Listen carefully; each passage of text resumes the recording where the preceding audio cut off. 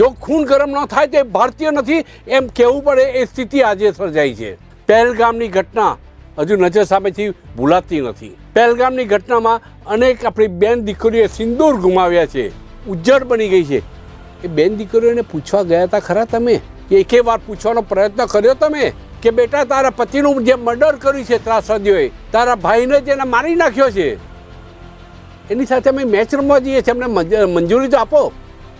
કહી દીધું કે BCCI એ મંજૂરી આપી દીધી, કહી દીધું કે ભારત સરકારે મંજૂરી આપી. છે કોણ BCCI? ભારતની પ્રજા નિર્ણાયક હોવી જોઈએ. અને માટે કહું છું કે એ બેન દીકરીઓને પૂછવા જવાની જરૂર હતી. શું આટલી સરળતાથી પહેલગામની ઘટના આપણે ભૂલી જઈશું?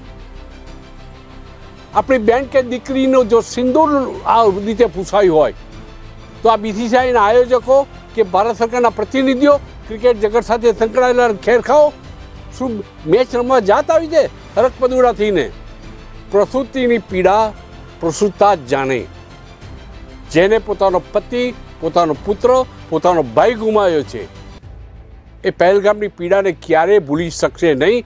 અને થોડીક પણ જો શરમ કરી હોત તો તમે કાળી પટ્ટી પહેરીને રમવાની વાત કરી હોત, પણ રમવાની જરૂરત ક્યાં છે? કાળી પટ્ટી કે બ્લુ પટ્ટી રમવાની જરૂરત નથી. આ ઓપરેશન સિંધુનો બદલો પૂરો થઈ ગયો એમ માની લીધું. વાતો તો બહુ મોટી મોટી કરી કે આ ઓપરેશન સિંદૂર બંધ નથી થયું. તમે તો વાતો એટલી બધી સહજતાથી કરી. હજુ આ મુલતવી રહી છે, પણ ઓપરેશન સિંદૂર ચાલુ રહેશે અંતિમ, જ્યાં સુધી ત્રાસવાદ ખતમ નહીં થાય ત્યાં સુધી. અરે ભાઈ, આ બધી ચાપલુસી કરવામાં આવી હતી. અને બીજી બાજુ તમે પડદા પાછળ તમે દુબઈમાં જઈને તમે મેચ રમવા તૈયાર થઈ જાઓ છો. શું ઓપરેશન સિંદૂરનો બદલો પૂરો થઈ ગયો?